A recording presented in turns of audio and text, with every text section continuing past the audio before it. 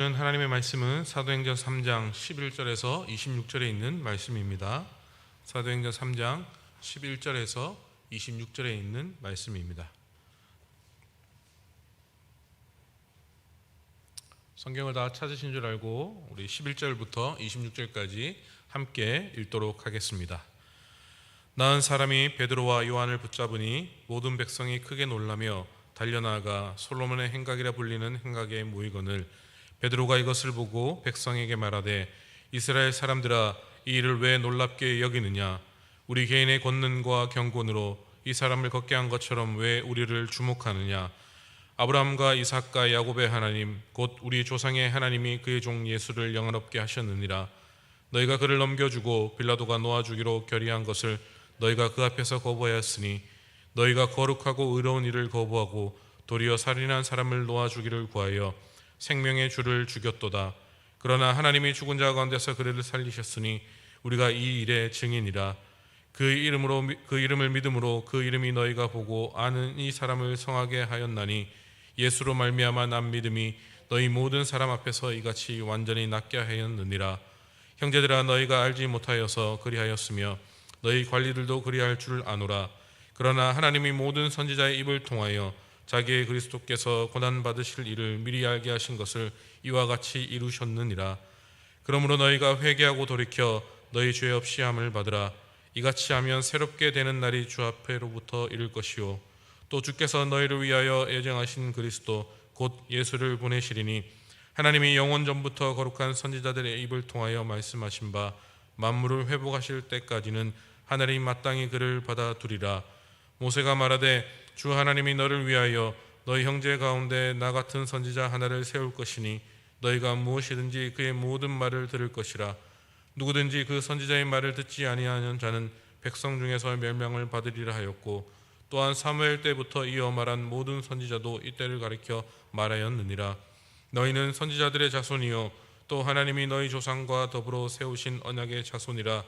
아브라함에게 이르기를 땅 위의 모든 족속이 너희 씨로 말미암아 복을 받으리라 하였으니 하나님이 그 종을 세워 복을 주시려고 너희에게 먼저 보내사 너희로 하여금 돌이켜 각각 그 악함을 버리게 하셨느니라. 아멘. 이 베드로가 이 안진뱅이에게 말하기를 은과 금은 없지만 나사렛 예수의 이름으로 걸으라라고 했을 때에 이 안진뱅이는 즉시 발목과 다리에 힘을 얻고 걷고 뛰는 기적의 역사가 일어났습니다. 성령께서 베드로를 통하여서 예수님의 이름이 얼마나 위대하고 강하신가를 나타내신 것입니다. 그런데 이 기이한 이적을 본 다음에 사람들의 심리는 흥분하기가 쉽고 또 흔히 그 이적을 일으킨 것으로 생각되는 사람을 영웅시하는 경우가 많이 있습니다. 자칫하면 신격화하는 경우도 생겨서 이른바 이단들이 많이 속출하기도 하는 것이죠.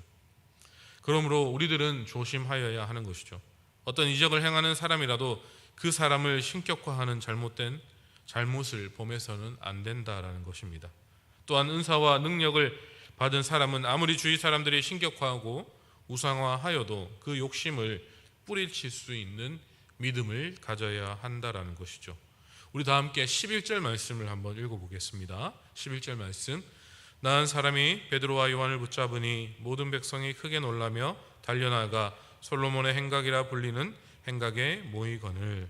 아멘. 사람들은 그 안진뱅이가 나은 것을 보고 충격적으로 놀랐습니다.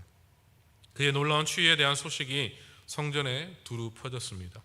사람들이 솔로몬 행각으로 뛰어와서 그 사람 주위에 몰려들기 시작했습니다. 사람들은 물어볼 필요도 없이 그 안진뱅이가 치유받았다는 것을 알았습니다. 그들은 40년이 넘도록 그를 알고 있었는데 그는 결코 걸어본 적이 없었던 것입니다. 그는 어머니의 뱃속에서부터 안진뱅이였던 것이었습니다. 사람들은 그가 걷게 된 원인을 간절하게 설명을 듣고자 했습니다. 청중들은 이미 복음을 들을 준비가 되어 있었던 것이었습니다. 하나님께서 청중들에게 복음을 들을 수 있도록 은혜를 허락하여 주신 것이죠. 이적을 행하심으로 청중들이 복음을 들을 수 있도록 베드로에게 청중들을 모아 주신 것입니다. 하나님께서 복음을 듣도록 청중들을 모아 주셨음을 깨달은 베드로는 한치의 망설임과 주저함 없이 복음을 전했습니다. 우리 12절 말씀, 다음으로 있는 12절 말씀 함께 읽어보겠습니다. 베드로가 이것을 보고 백성에게 말하되 이스라엘 사람들아, 이 일을 왜 놀랍게 여기느냐? 우리 개인의 권능과 경건으로 이 사람을 걷게 한 것처럼 왜 우리를 주목하느냐? 아멘. 베드로는 권능과 경건이 사람에게서 나오는 것이 아니라는 사실을 분명하고도 아주 명확하게 그 사람들에게 알려주고 있습니다. 사람에게는 그런 이적을 행할 능력이 없습니다. 오직 살아계신 하나님께서 이적을 홀로 행하신 것입니다.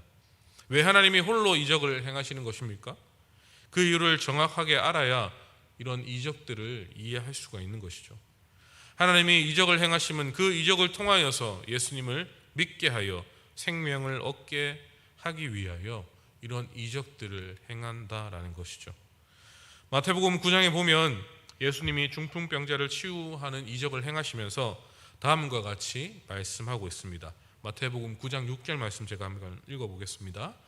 그러나 인자가 세상에서 죄를 사는 권능이 있는 줄을 너희로 알게 하려 하노라 하시고 중풍병자에게 말씀하시되 일어나 내 침상을 가지고 집으로 가라 하시니, 예수님이 중풍병자를 낫게 하는 이적을 행하심으로 예수님이 죄를 사는 권세가 있는 줄을 알게 하여 또 그들이 예수님을 믿음으로 영생을 얻게 하시기 위하여 이런 이적들을 행하신 것이었습니다.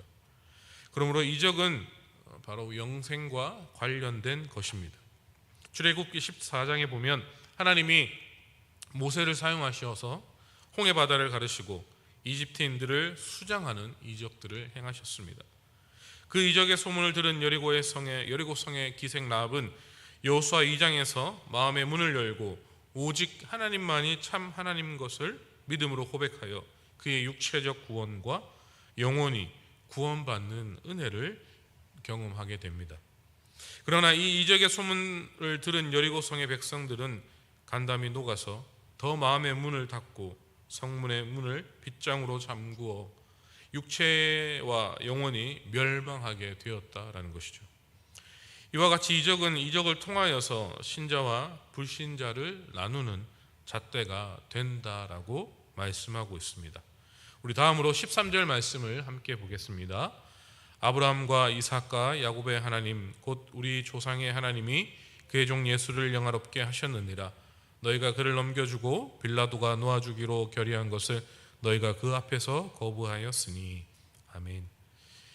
예수님은 죄가 없는데도 사람들은 하나님의 아들을 넘겨주었습니다. 십자가에 못 박히도록 그들이 바로 넘겨주었던 것이죠. 예수님을 십자가에 못 박히도록 넘겨준 사람들은 예수님 당시의 사람들만이 아니다라는 것이죠. 지금까지 살아온 모든 사람들이 그렇게 한 것입니다. 우리 모두가 그분을 십자가에 못 박히도록 넘겨준 사람들이다라는 것이죠. 우리 다음으로 14절 말씀을 한번 읽어보겠습니다. 너희가 거룩하고 의로운 일을 거부하고 도리어 살인한 사람을 놓아주기를 구하여. 로마 총독인 빌라도조차 그 사실을 알고 있었다라는 것이죠. 그분께 대한 어떠한 고소도 정당하지 못하다는 것을, 그럼에도 불구하고 그들은 예수님이 주장하시는 바를 싫어했기에 거룩하고 의로우신 예수님을 부인하고 거절하였던 것이었습니다. 그리고 거절하는 것도 부족해서 가능한 빨리 그분을 없애기를 바랬다라는 것이죠. 사람들은 예수님을 없애든가 아니면 그분의 주장에 복종해야만 한다는 것입니다. 그러나 불행하게도 대부분의 사람들은 자신의 죄와 교만과 고집과 편견으로 잘못된 결정을 한다라고 말씀하고 있는 것이죠. 우리 다음으로 15절 말씀을 한번 읽어보겠습니다. 생명의 주를 죽였도다. 그러나 하나님이 죽은 자 가운데서 그를 살리셨으니 우리가 이 일의 증인이라. 살인한 사람을 놓아주고 생명의 주를 죽이도록 잘못된 결정을 하고 있습니다. 사람들은 죄인이며 살인한 자를 심지어 하나님의 아들보다 더 원했다라는 것이죠. 거룩함 대신 죄를, 의보다는 불의를, 썩지 않는 것보단 썩을 것을, 생명보단 죽음을 결정하여 생명의 주를 죽였다라는 것이죠. 그러나 그렇게 죽인 그 예수 그리스도를 하나님께서 그 예수 그리스도를 살리셨습니다. 하나님이 죽은 자 가운데서 살리셨으니 우리가 이 일의 증인이로다라고 말씀하고 있죠. 예수님은 부활하신 후에 하늘에 오르시기 전까지 적어도 10번 정도 나타나셨습니다. 베드로도 부활하신 예수님을 보았기에 이 일에 내가 증인이다라고 말하고 있었던 것이죠. 예수님의 제자 중에서 11명이 예수님의 부활을 증거하다가 순교하였습니다. 그 어느 누가 거짓을 증거하기 위해서 목숨까지 내놓을 수 있겠습니까? 그런 사람들은 없다라는 것이죠. 죽으셨다 부활하신 주님을 그들이 직접 보았기에, 그리고 직접 함께 그곳에서 경험하였기에 목숨까지 내놓을 수 있었던 것입니다. 죽으셨다 부활하신 주님을 직접 보았기에 자신들도 죽은 후에 부활할 것을 믿고 그들은 당당하게 두렵지 않게 순교할 수 있었다라는 것이죠. 우리들도 죽은 후에 부활할 것을 믿습니다. 그 이름을 믿어야 우리에게도 기적이 일어난다라는 것이죠. 다음으로 우리 16절 말씀을 함께 읽어보겠습니다. 그 이름을 믿음으로 그 이름이 너희가 보고 아는 이 사람을 성하게 하였나니 예수로 말미암아 난 믿음이 너희 모든 사람 앞에서 이같이 완전히 낫게 하였느니라. 아멘. 기적의 역사를 동반하는 참된 믿음은 바로 예수로 말미암은 믿음입니다. 마가복음 9장에서 예수님은 귀신 들린 소년을 고쳐주었습니다. 그런데 고쳐주시기 전에 예수님은 믿음이 없는 아버지에게 이렇게 말씀하시죠. 할 수 있거든이 무슨 말이냐? 믿는 자에게는 능치 못할 일이 없느니라. 아멘. 예수님이 귀신 들린 소년을 고쳐주는 것은 예수님께는 쉬운 일이었습니다. 그런데 왜 예수님이 번거롭게 귀신 들린 소년을 고쳐주시기 전에 그의 아버지의 믿음의 고백을 듣기를 원하시고 또 그 믿음 없음을 불쌍히 여기시고 믿도록 도와주십니까? 믿음 없이 고침을 받으면 그 아버지의 신앙이 흔들리고 오히려 이적을 체험한 것보다 더 좋지 않은 상황으로 이어지기 때문에 그렇게 예수님께서 하신 것이죠. 아무리 병이 걸려 고통을 받아도 주님을 신뢰하는 믿음만 있으면 아무 문제가 없는 것인데, 고침을 받고 믿음을 의심하거나 믿음을 저버리면 그것은 정말로 더 큰 일로 일어나게 되는 것이죠. 그러므로 예수님께서 그에게 믿음의 은혜를 주시고 그 믿음을 소유했을 때 기적이 일어난다는 것을 보여주므로, 또 그 이후에 어떠한 어려움이 와도 이길 수 있도록 먼저 믿음을 고백하게 하는 것이다 라고 말씀하고 있는 것입니다. 그러므로 우리들은 육체적 질병의 치유, 영적인 죄의 사함이 예수 그리스도에게 있다는 믿음이 참으로 귀한 것이 됩니다. 어느 누구에나 예외 없이 믿음이 없으면 죄를 짓고 살아가게 때문이다라는 것이죠. 다음으로 17절 말씀을 한번 읽어보겠습니다. 17절. 형제들아 너희가 알지 못하여서 그리하였으며 너희 관리들도 그리한 줄 아노라. 예수님이 너희들을 고쳐주시고 해방시켜주시고 은혜를 주시려고 오셨는데 믿지 못하여서 죄를 저질렀다라고 말씀하고 있습니다. 그러나 이제라도 늦지 아니하였으니 회개하여 새로운 삶을 살아가라. 그리하면 너희들의 삶이 기쁨으로 충만할 것이다 라고 분명하게 정확하게 권면하고 있는 것이죠. 우리 다음으로 19절 말씀도 한번 읽어보겠습니다. 그러므로 너희가 회개하고 돌이켜 너희 죄 없이 함을 받으라. 이같이 하면 새롭게 되는 날이 주 앞으로부터 이를 것이요. 아멘. 이 돌이킴이란 단어는 다시 돌아가다라는 것을 의미합니다. 사람들은 회개하고 다시 하나님께로만 돌아와야 생명을 얻게 된다라는 것이죠. 만약 사람들이 자신의 삶을 하나님께로 돌이키고 그의 행동을 바꾼다면 두 가지 일들이 일어날 것입니다. 첫째는 그의 죄는 없어지게 됩니다. 그의 죄는 마치 벽에 손으로 쓴 글씨가 지워지고 닦여지는 것과 같이 지워지고 닦여지고 문질러 없어지며 흔적 없이 되어집니다. 두 번째로 예수님은 회개한 자들에게 유쾌하게 되는 날을 주십니다. 기쁨과 즐거움, 은혜와 복, 휴식과 안식, 부흥과 분발, 힘과 헌신, 구원과 해방을 주십니다. 유쾌하게 되는 날을 지금도 주시고 장차 더 크게 은혜를 허락하여 주실 것입니다. 다음으로 우리 20절 말씀 함께 읽어보겠습니다. 또 주께서 너희를 위하여 예정하신 그리스도 곧 예수를 보내시리니. 예수 그리스도는 지금 천국에 계시고 다시 오실 때까지 우리들이 영원히 거할 초소를 예비하고 계십니다. 그 초소가 예비되면 분명하게 다시 오실 것입니다. 예수님이 다시 오시는 날은 우리에게 기쁨과 소망의 날이 되지만 예수님을 믿지 아니하고 자기 생각대로 자기 고집대로 살던 사람들에게는 심판의 날이 될 것입니다. 오늘 말씀을 한번 정리해 보겠습니다.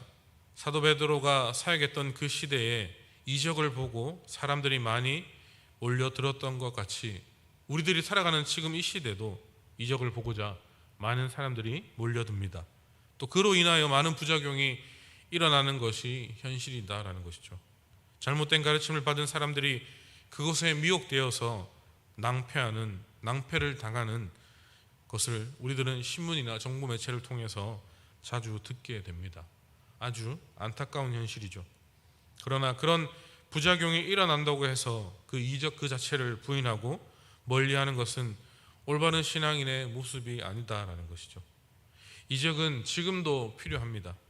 죄와 사망에 묶여 고통받는 그들에게 복음을 증거할 수 있는 좋은 징검다리가 될 수 있기 때문입니다. 그런 기회가 주어질 때에 그 기회를 놓치지 말고 영적으로 민감해서 담대하게 복음을 증거해야 할 일이 바로 성도들의 할 일이다라는 것이죠.